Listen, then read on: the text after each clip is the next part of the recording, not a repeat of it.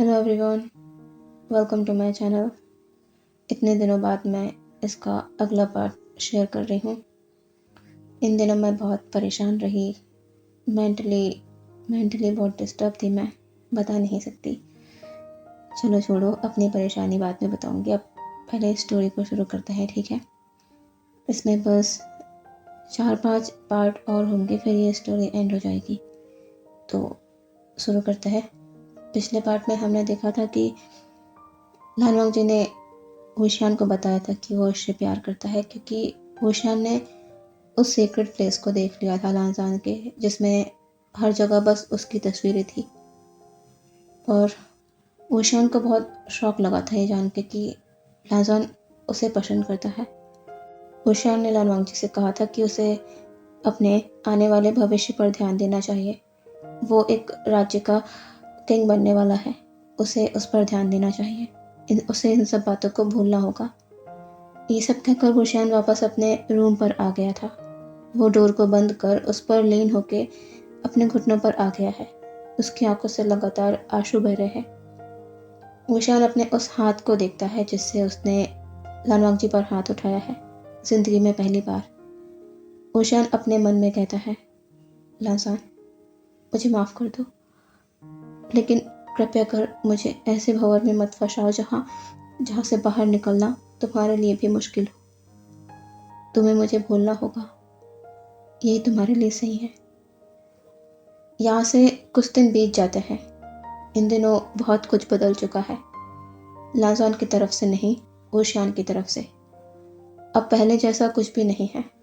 होशियान उस दिन के बाद से कभी लांजान के कक्ष में नहीं आया। लानवांग जी अब पहले की तरह खालीपन महसूस कर रहा था। अकेले अकेले खाना, अकेले सोना, अपने काका को नहीं देख पाना। लानवांग जी ने होशियान से उस रात के बारे में बात करने की कोशिश की, पर होशियान हर बार या तो उस बात को ही बदल देता या फिर किसी काम का बहाना कर लानवांग जी के सामने से चला जाता। होशियान आजकल महल में नहीं रुकता था। वो बाकायदा लानवांग जी को उसके सभी कामों को सिखाता जो आगे एक अच्छा राजा बनने में उसके काम आएंगे।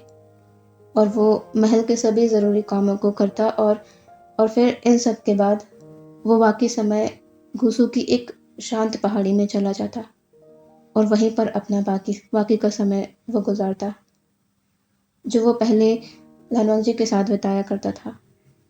वो अपना ज़्यादा समय अब मेडिटेशन को देने लगा था। लानवांग जी को होशियान का उससे यूँ दूरी बनाना बहुत हर्ट करता है, पर वो चाहकर भी कुछ नहीं कर पा रहा। अपने आप से ही लड़ रहा है वो। एक तरफ उसका होशियान को लेकर प्यार है, जो कम तो नहीं होगा पर बढ़ता ज़रूर जा रहा है। वो अंदर ही अंदर तड़प रहा है। उसे अपने काका का प्यार चाहिए, जैसे वो उन्हें चाहता है। और लानवांग जी आखिर तक कोशिश करेगा अपने काका को अपना बनाने का। लानवांग जी अभी अपने वर्क प्लेस पर राज्य का ही कोई काम कर रहा था। तभी उसके पास एक संदेश आता है, जो मास्टर मोबाई का संदेश था। लानवांग जी उसे पढ़ता है और उसे पढ़कर लानवांग जी के फेशियल एक्सप्रेशन बदल जाते हैं। वो अपने स्थान से उठता है और कहीं जाने को निकल जाता है। यहाँ से देखते हैं घूसू महल से दूर एक पहाड़ी का सीन। होशियान एक पत्थर पर बैठा मेडिटेशन कर रहा है। तभी उसे यहाँ किसी की प्रेजेंस फील होती है और वो अच्छे से जानता है कि ये कौन है। वो धीरे से अपनी आंखें खोलता है और बिना अपना हेड पीछे टर्न किए कहता है, राजकुमार लान, आप यहाँ क्या कर रहे हैं? आपको इस समय महल में होना चाहिए था। पीछे खड़ा लानवांग जी होशियान के सामने आता है और वो संदेश जो उसे मिला है वो होशियान की तरफ आगे बढ़ा देता है। होशियान लानवांग जी को देखता है, फिर होशियान उस संदेश को लेकर पढ़ता है। उसे पढ़ने के बाद होशियान के चेहरे के भाव बिल्कुल नॉर्मल है, कुछ भी चेंज नहीं, जैसे उसे पता है कि ये होने वाला है। होशियान वो संदेश लानवांग जी को बढ़ाते हुए कहता है, आप ये मुझे क्यों दिखा रहे हैं? इसे पढ़ने की ज़रूरत आपको है। होशियान अपने स्थान से खड़ा होते हुए कहता है, समय बहुत कम है, और तैयारियां बहुत सी करनी है। हमें वापस महल चलना चाहिए। यह कहकर वो शयन आगे बढ़ जाता है। तभी लान वांगजी उसका हाथ पकड़ उसे रोकते हुए कहता है, ये आपने जानबूझकर किया ना, ताकि आप यहाँ से मुझसे दूर जा सके। वो शयन पीछे पलटता है और लान वांगजी के हाथ से धीरे से अपने हाथ को छुड़ा लेता है। वो शयन के चेहरे पर कोई भी भाव नहीं। वो उसी के साथ कहता है, राजकुमार लान, आप आज नहीं तो कल राजा बनते ही, तो इसमें गलत क्या है? लान वांगजी वो शयन के पास आकर कहता है, ठीक है, मैं राजा बन जाऊंगा, लेकिन उसका क्या कि आप यहाँ से चले जाएंगे? मैं नहीं चाहता कि आप मुझसे दूर जाएं। वो शयन कहता है, राजकुमार लान, शायद आप भूल रहे हैं कि मैं यहाँ पर क्यों और किस मकसद से आया था। मैं अपने गुरु की बात मानकर जिस काम को करने यहाँ पर आया था वो मैंने पूरा कर लिया है। घूसू पूरी तरह से सुरक्षित आपके हाथों में है। अब मेरा यहाँ कोई काम नहीं। लान वांगजी थोड़ा इमोशनल होता हुआ कहता है, काका, मैं नहीं चाहता आप मुझे छोड़कर जाए। मैं आपके बिना नहीं रह सकता। उशियान बिना अपने एक्सप्रेशंस को बदले कहता है, राजकुमार लान, मुझे यहाँ से जाना ही था। शायद आप ये बात भूल गए होंगे, लेकिन मुझे याद है। अब मैं इस बारे में आपसे और बातें नहीं करना चाहता। मुझे चलना चाहिए, बहुत कुछ करना बाकी है। यह कहकर वो शयन वहाँ से जाने लगता है। लान वांगजी वो शयन को पीछे से आवाज़ लगाते हुए कहता है, वे काका, ऐसा कभी नहीं होगा। मैं आपको खुद से दूर कभी नहीं जाने दूंगा, चाहे इसके लिए मुझे कुछ भी क्यों ना करना पड़े। वो शयन ने यह सुना, पर ना वो पीछे पलटा और ना ही वहाँ रुका। वो वहाँ से चला गया। लान वांगजी बस हेल्पलेसली वहाँ खड़ा रह जाता है। 20 दिनों के अंदर उसका राज्याभिषेक होना है। मास्टर मोबाई यहाँ आएंगे और काका, वो उनके साथ यहाँ से चले जाएंगे, उसे छोड़कर। नहीं, वो ऐसा हरगिज़ नहीं होने देगा। वो अपने काका को उससे दूर नहीं होने दे सकता, किसी भी हालत में नहीं। यही सोचकर लान वांगजी भी वहाँ से चला जाता है। अब यहाँ से देखते हैं रात का सीन। लान वांगजी जो अभी अपने घोड़े पर सवार वापस महल की तरफ लौट रहा है।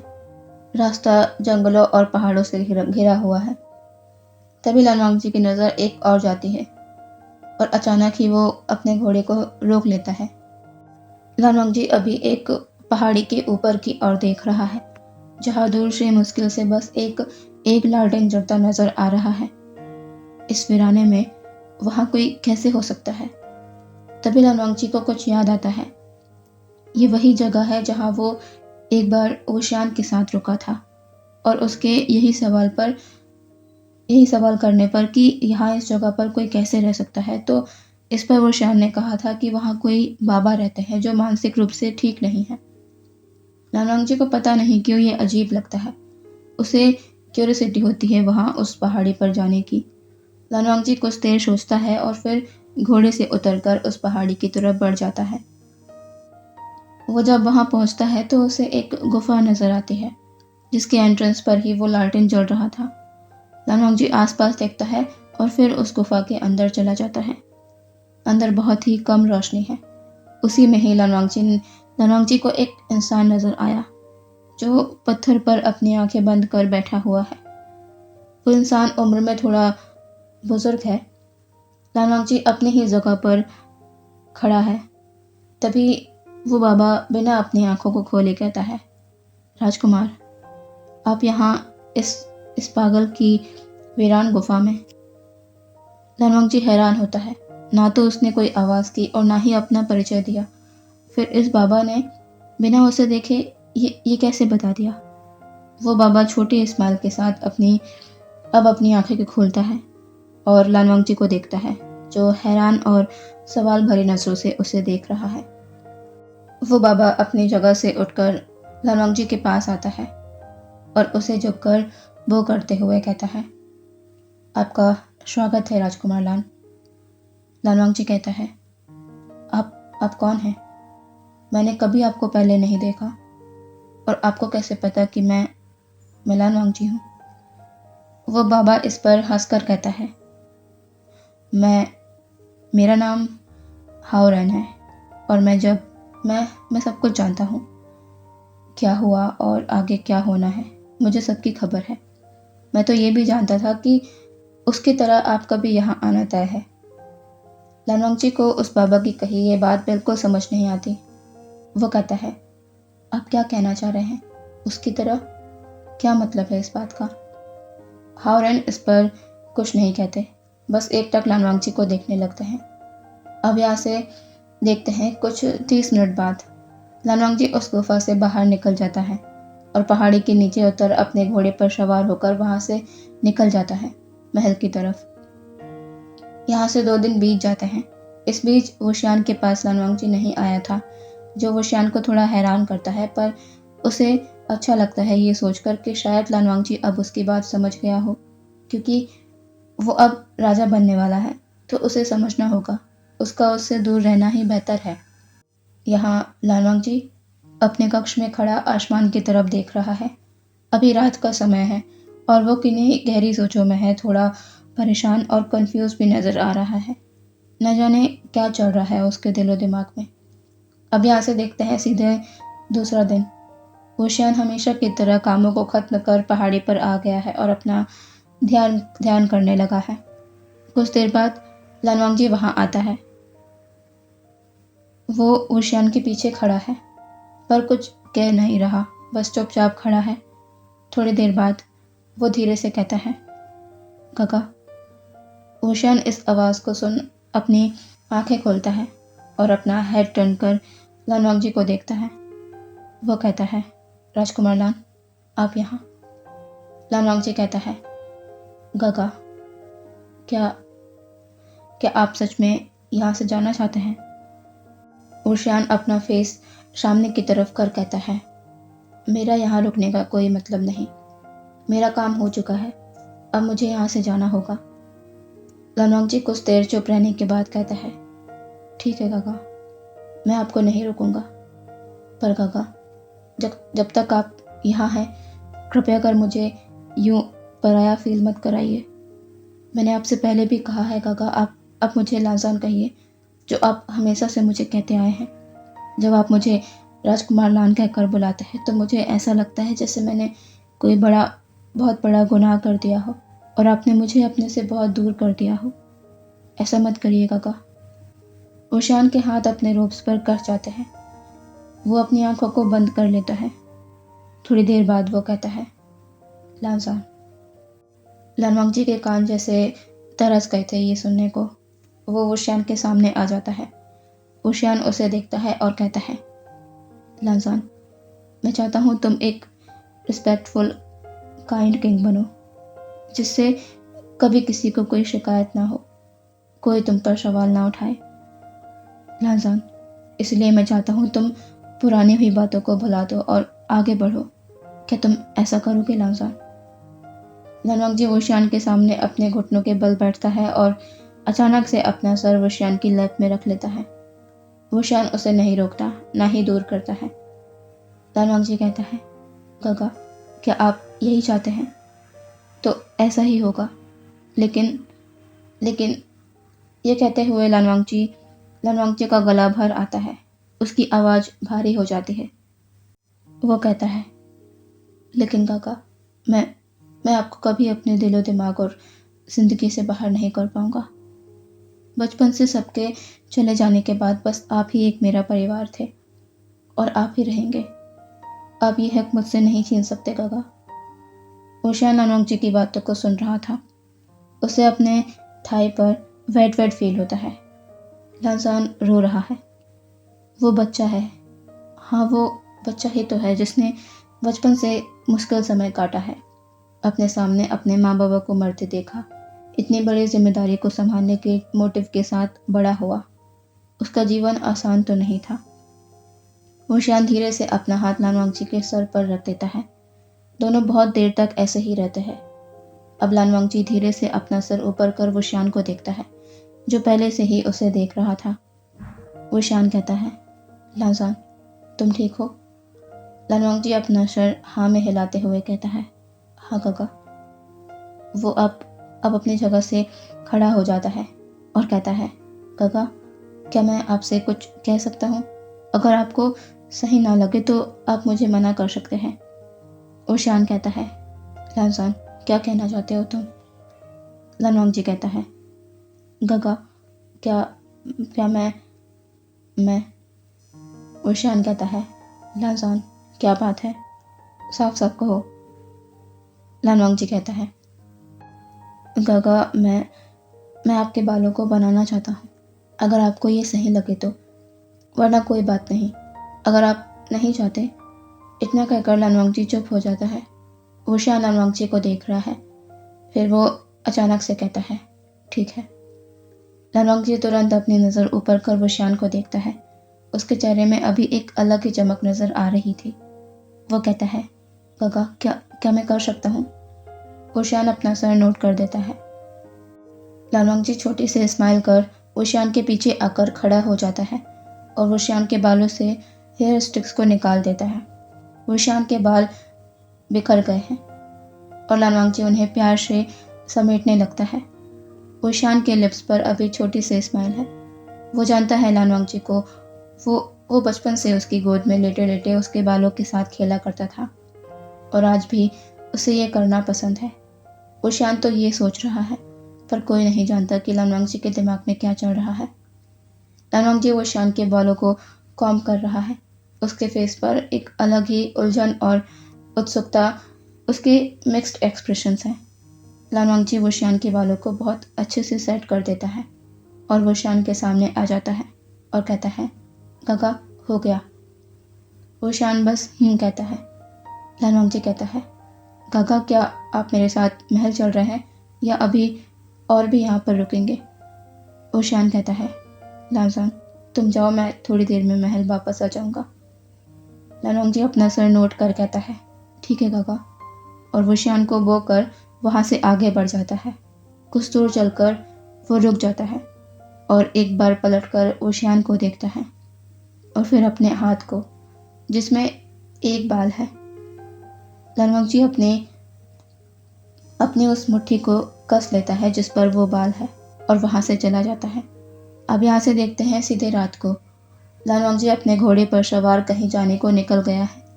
कुछ देर बाद वो उसी वीरानी जगह, उस पहाड़ी पर पहुँचता है जहाँ वो बाबा रहा करते हैं। अभी लानवांगजी उस गुफा के अंदर बाबा हाओरेन के सामने खड़ा है और अपने हाथ में जो 2 छोटे छोटे लकड़ी के बॉक्स हैं उसे आगे बढ़ा देता है। हाओरेन लानवांगजी को देखते हैं और कहते हैं, राजकुमार लान, एक आखिरी बार सोच लीजिए, क्या आप सचमुच ये चाहते हैं? फिर इसके बाद वापस जाने का कोई और रास्ता नहीं होगा। लानवांगजी कहता है, आप करिए, मैं ये चाहता हूँ। वो बाबा लानवांगजी के हाथ से उन दोनों बॉक्सेस को ले लेता है। वो उन्हें खोलता है तो उन दोनों ही बॉक्स में हेयर हैं, हेयर सैंपल। अब वो उन दोनों बालों को लेकर कुछ करने लगता है। लानवांगजी सब कुछ शांत खड़ा देख रहा है। अब यहाँ से देखते हैं रात लगभग 1 बजे। लानवांगजी वापस महल लौट आया है और वो अपने कक्ष की ओर बढ़ने की बजाय ऊशियान के कक्ष के सामने आकर रुकता है। वो धीरे से ऊशियान के कक्ष के अंदर एंटर करता है। अंदर आते ही उसकी नज़र बेड पर लेटे ऊशियान पर जाती है। वो अपनी आंखों को बंद कर कोई स्पेल करता है ऊशियान की तरफ। अब वो ऊशियान के पास बेड के कॉर्नर पर आकर बैठ जाता है। वो कुछ देर तक उसके चेहरे को ही निहारते रहता है। फिर वो अपने होश में आता है कि वो यहाँ किस लिए आया है। लानवांगजी अपने स्पिरिचुअल पाउच को बाहर निकालता है और अपने एक हाथ को आगे बढ़ा देता है। जैसे ही वो स्पिरिचुअल पाउच को ओपन करता है, एक तेज रोशनी राउंड शेप की जो 2 अलग अलग कलर्स में मिक्स है, पर्पल एंड ब्लू, वो लानवांगजी के हाथ में आ जाते हैं। लानवांगजी उसे देखता है और फिर ऊशियान को देखता है। लानवांगजी कहता है, गगा, मुझे माफ़ कर दीजिएगा, मेरे पास इसके अलावा और कोई रास्ता नहीं था आपको अपने पास हमेशा के लिए रखने का। मैं जानता हूँ आप मुझसे नाराज़ होंगे, पर आगे सब कुछ ठीक हो जाएगा गगा, क्योंकि आप मुझसे ज़्यादा देर तक नाराज़ नहीं रह सकते। इतना कहकर लानवांगजी अब अपने हाथ को आगे बढ़ाता है जिसमें वो रोशनी से चमकती गोल आकृति है। लानवांगजी अपने उस हाथ को धीरे से वुशियान के बेली पर रखता है और वो चमकती गोल आकृति वुशियान के अंदर चली जाती है। लानवांगजी अब अपने हाथ को पीछे ले लेता है और कुछ देर तक वुशियान को देखने के बाद वहाँ से उठकर वुशियान के कक्ष से बाहर निकल जाता है। यहाँ से पूरे 16 दिन बीत चुके हैं। कल लानवांगजी का राज्याभिषेक होना है, जिसकी तैयारियां पूरे महल में जोरों शोरों से चल रही है। वुशियान और लानवांगजी भी अब पहले की तरह रहने लगे हैं।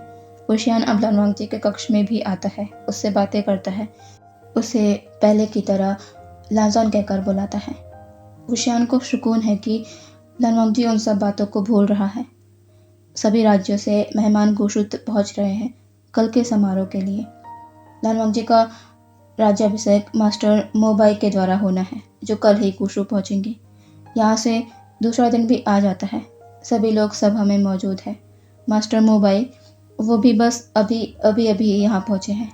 वुशियान उनके पास आता है और उन्हें ग्रीट कर कहता है, मास्टर आप आ गए। मोबाई अपना सर नोट कर कहते हैं, वुशियान क्या सब कुछ तैयार है? राजकुमार लान वो कहाँ है? वुशियान कहता है, मास्टर आप अंदर चलिए, मैं राजकुमार लान को बुलाता हूँ। समय भी हो ही गया है, सभी लोग आ चुके हैं। मास्टर मोबाई कहते हैं, ठीक है, हमें और देर नहीं करनी चाहिए, जाकर राजकुमार लान को ले आओ। वुशियान जी मास्टर कहता है और वहाँ से चला जाता है। वुशियान लानवांगजी के कमरे में आता है, जो मिरर के सामने खड़ा एकटक खुद को देख रहा है। वुशियान कहता है, क्या सोच रहे हो लांजान?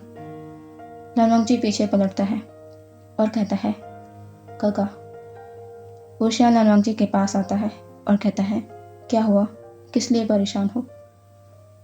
लानवांगजी अपना सर नीचे कर कहता है, नहीं काका, बस ऐसे ही। वुशियान लानवांगजी के शोल्डर पर हाथ रख कहता है, ज़्यादा मत सोचो, मुझे अपने लांजान पर पूरा भरोसा है, वो एक लोकप्रिय राजा बनेगा। लानवांगजी वुशियान को देखता है पर कुछ कहता नहीं। वो कैसे बताए अपने गागा को कि उसके दिलो दिमाग में क्या चल रहा है। वुशियान कहता है, लांजान चलो, मास्टर तुम्हारा हॉल में इंतज़ार कर रहे हैं। लानवांगजी अपना सर नोट करता है और वुशियान के साथ वहाँ से चला जाता है। वो दोनों हॉल में पहुँचते हैं। सभी की उपस्थिति में मास्टर मोबाई सभी रिचुअल के साथ लानवांगजी का राज्याभिषेक करते हैं और लानवांगजी को गुशु का किंग घोषित कर दिया जाता है। वुशियान एक प्राउड स्माइल के साथ लानवांगजी को देख रहा है। ये छोटा बच्चा आज गुशु का राजा बन गया। वो उसके लिए बहुत खुश है। सभी लोग एक एक करके लानवांगजी से मिलते हैं और उसे राजा बनने पर बधाई देते हैं। इन्हीं सब में कैसे शाम हो जाती है पता ही नहीं चलता। अब धीरे धीरे सभी आए हुए गेस्ट अपने राज्य को वापस लौटने लगते हैं। अभी रात हो चुकी है। वुशियान, लानवांगजी और मास्टर मोबाई अभी डिनर करके उठे हैं। मास्टर मोबाई कहते हैं, वुशियान तुमने कहा था कि तुम भी वापस चलना चाहते हो, क्या ये सच है, या अभी और कुछ समय तुम यहाँ रहकर सब कुछ संभालना चाहते हो? लानवांगजी ये सुनकर वुशियान को देखता है। वुशियान की नज़र भी लानवांगजी पर जाती है। वो अब अपने मास्टर को देख कहता है, नहीं मास्टर, अब मेरा यहाँ रुकने का कोई कारण नहीं बनता। राजकुमार लान अब इतने काबिल हो चुके हैं कि वो अकेले ही अपने राज्य को संभाल सकते हैं और आगे उन्हें ही इस राज्य को संभालना है, तो मैं ये जिम्मेदारी उन पर ही सौंपना चाहता हूँ। अब आगे का सफ़र उनका अकेले का है। अब मेरा काम हो चुका है और मुझे माउंटेन पर वापस लौटना चाहिए। मास्टर मोबाई अपना सर नोट कर कहते हैं, ठीक है, फिर हमें भी अब यहाँ से चलना चाहिए। लानवांगजी बस वुशियान को देख रहा है, कुछ कह नहीं रहा। मास्टर मोबाई कहते हैं, किंग अब हमें चलना होगा, आपसे दोबारा मुलाकात होगी। लानवांगजी मास्टर मोबाई को वो कर धन्यवाद करता है जितना भी उन्होंने उसके और उसके राज्य के लिए किया, उन सब के लिए। अब लानवांगजी अब वुशियान को भी ग्रीट करता है। वुशियान सोच रहा था कि इस आखिरी समय में लांजान उससे कुछ कहना चाहेगा, पर लानवांगजी कुछ नहीं कहता। शायद ही यहाँ से जाने के बाद वो अब कभी मिल पाएंगे।